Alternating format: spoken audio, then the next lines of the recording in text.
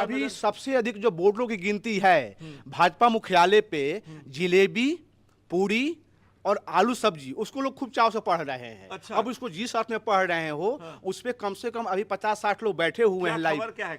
खबर यही है कि भाजपा मुख्यालय पर सुबह 7 बजे से ही जिलेबी, पूरी, आलू की सब्जी बननी शुरू हो गई अच्छा। है। अब वहां तक जो जर्नलिस्ट भी वहां गए हुए हैं वो उसका मजा ले रहे हैं, भाई कार्यकर्ता तो ले ही रहे हैं।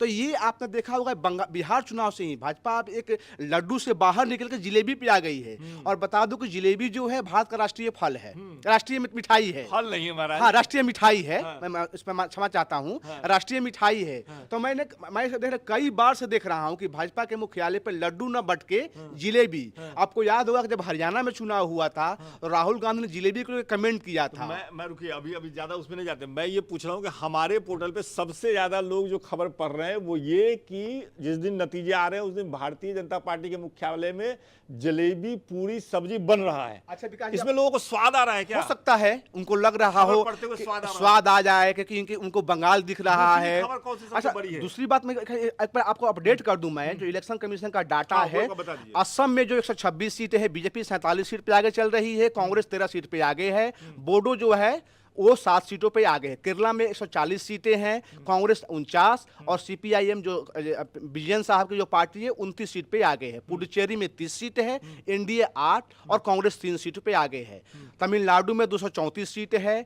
सबसे बड़ी बात है कि विजय फर्स्ट टाइम अभिनेता है और ये 50 सीट पहुंचने 48 सीट पे आगे चल रहे हैं।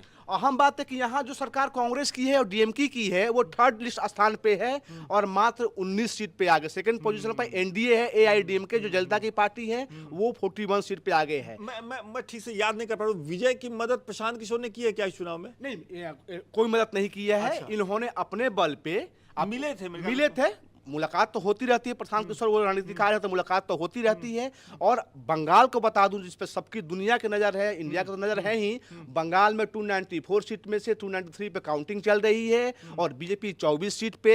और इलेक्शन कमीशन के मुताबिक दिन के मतलब अभी सुबह के 10 बजे हैं इलेक्शन कमीशन और यहाँ पे ममता बनर्जी की जो पार्टी है वो 5 सीट पे है। और अहम बात है कि हुमायूं कबीर की पार्टी 2 सीट पे आगे चल रही है, मतलब कि 10 बजने वाले हैं और 2 सीट पे आगे चल रही है। मतलब हुमायूं कबीर ने खेल किया है। यस, मुझे लगता है कि जो ममता के जो वोट हैं, खासकर ओवैसी साहब चुनाव लड़े, भाई कांग्रेस पार्टी तो ऑलरेडी उनको मुस्लिम वोट मिलते ही हैं, खासकर जो मुर्शिदाबाद का इलाका है, और हुमायूं कबीर साहब हैं ही, तो इसमें मुझे लगता है कि ममता दीदी का जो मेन कोर वोट है मुस्लिम, वो इस पर छिटक गए हैं। रही बात हिंदू, यदि भाजपा इतनी सीट ला रही है, टीवी रुझानों के अनुसार भाजपा ने 150 सीट पे आगे है, तो यानी कि ममता जी का जो कोर वोट बैंक है मुस्लिम और जो हिंदू है उसमें सेंध लग गई है। दूसरी खबर बताइए, हमारे पोर्टल पे सबसे बड़ी कौन सी लोग पढ़ रहे हैं? देखिए ये बहुत दिलचस्प बात होती है कि जिस दिन काउंटिंग हो रही है उस दिन नतीजे तो आ ही रहे हैं, सीटों का हिसाब किताब तो चल ही रहा है, लेकिन खबरें लोग क्या पढ़ रहे हैं ये भी जानना अपने दिल से। देखिए सबसे जो बड़ी बात बता दूं आपको कि जो भी जहां भी चुनाव हो रहे हैं, हमारी टीम जब खबर बना रही है कि